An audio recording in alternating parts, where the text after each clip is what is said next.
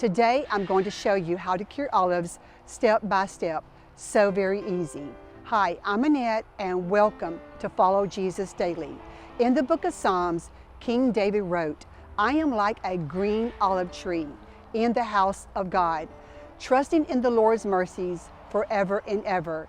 Even when King David faced great danger, his faith remained strong, trusting God for his protection and provision. The olive tree symbolizes longevity, deep roots, and constant fruitfulness, even in challenging conditions.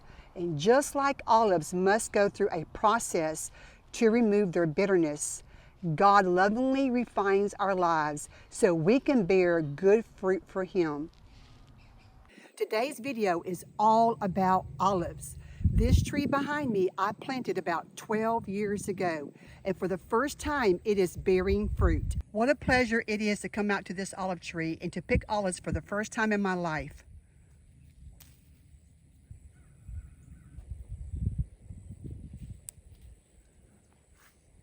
If you have not done so already, I invite you to take a moment to subscribe, and if you ring the notification bell, you will be alerted every time I upload a new video.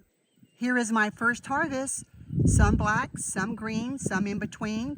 Not a big harvest, but you know what? We are not going to despise small beginnings. I'm so grateful I was able to pick a harvest this year and now to figure out how to preserve these olives. So let's strive to be like the green olive tree, strong and rooted in God and drawing life and strength from His presence. So now we're going to start curing those olives step by step, and let's see what the Lord has for us along the way. So after I picked my olives, I went through them to make sure there was no stems or bad ones in there or leaves. And now I'm just going to rinse them off in cool water. This water is non-chlorine. It's best if you use non-chlorine water because the chlorine will have a tendency to make the olives soft. The variety that I am growing is called Arbequina. And Arbequina is a Spanish variety and is known to be one of the smallest olives you can grow. The next step is I'm going to prick or slash or cut the olives because olives are very bitter, and this is why they have to be cured. And to help release the bitterness, I'm just going to go through here and just slash each olive just a little bit.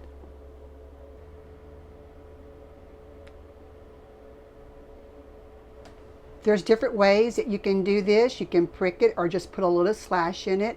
And I'm just going to put a little slash in the olive to help release the bitterness. I have all of my olives slashed, and now I'm just going to cover them with some non-chlorine water. You don't really want your olives floating to the top, so you can put it in a container and put something on the top to weigh them down. I'm going to put a bowl on top of this to weigh these olives down. And what I have to do is once a day for the next 21 days is to change the water, rinse the olives off, and put fresh water in there. And it's going to be about 21 days or until the olives no longer taste bitter. Well, I'm back with an update. Today makes day number 8 in rinsing the olives. They have not been a chore. I keep them close by the sink, so it reminds me to dump this water out and to rinse them daily.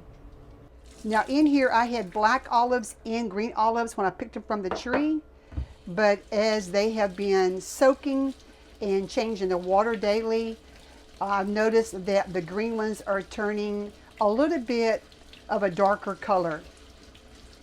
The one on the right is a black olive that was tree ripened, and the one on the left was a green one that I picked so I can harvest them all at one time because it was a small harvest.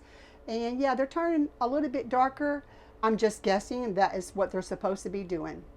I have been soaking my olives for 6 weeks. So today I am moving forward in making my brine and getting these olives in the jar. So you can soak your olives anywhere from 3 to 6 weeks depending on how quickly that bitterness is released. So I tasted my olives today. It had absolutely no bitterness in it at all. So today I'm going to be preparing my brine and getting these olives in the jar. I have a little less than a half a pint of olives, so I'm not going to need a lot of brine. But a recipe for brine would be 4 cups of water, a 1/4 cup of salt, 1 cup of vinegar, And then from that, you can add different things to season your olives. I'm going to be using some rosemary, some garlic, and some lemon. And then I'm going to put a thin layer of olive oil on the top. So we'll explain more about that as we go on through the process. Okay, I am heating 1 cup of water, a tablespoon of white vinegar, you can use other vinegars as well, and a tablespoon of salt. And the reason why I'm heating this is because we want the salt to dissolve very well. When choosing a salt for your brine, the only ingredient that it should say is just salt. No anti-caking ingredients or anything like that. My brine is ready. So now I'm ready to jar up my olives and put my seasoning in the jar. You can use anything you want to help season and marinate your olives. I'm getting ready to add the seasons to the jar. You can use any kind of seasons you like. I'm using a lemon, a clove of garlic, and a sprig of rosemary. To that, I'm going to add my olives. Now it's time to add the brine. I'm going to have brine left over, so it was plenty. I want to leave about a 1/2 inch headspace on this jar. So I'm going to put a thin layer of olive oil on top of this solution, and this is just to help protect it from oxidizing. Now I'm ready to put on my lid. Even though I did not pressure cook these olives, I still put my lid in hot water to help it to seal. Here is my finished product. I think it turned out great. Now I'm going to be putting my olives in the refrigerator. It will keep anywhere from 6 months to a year. But if you do not want to refrigerate your olives, they must be pressure canned to be shelf stable. Now, because you're adding different things to this brine, you want your olives to marinate, to take on the flavor, and to just taste better. So I would not open this jar to even eat them until about a month or longer. So by that time, the flavors will enhance and they will taste even better. From start to finish, preserving these olives were so easy. Now there's different methods that you can use to cure your olives. You do not have to do the water. You can do salt or other different types of methods. But for me, the water was just so easy to do, and making the brine was easy. Altogether, truly it was an easy process. My friend, just like the olive tree takes time to grow and to produce fruit and to cure those olives, growing in Christ also takes time and patience. But oh my, both of them are so much worth it. Remember to give the video a thumbs up, and in the comment section, let me know how I can pray for you. It would be my honor.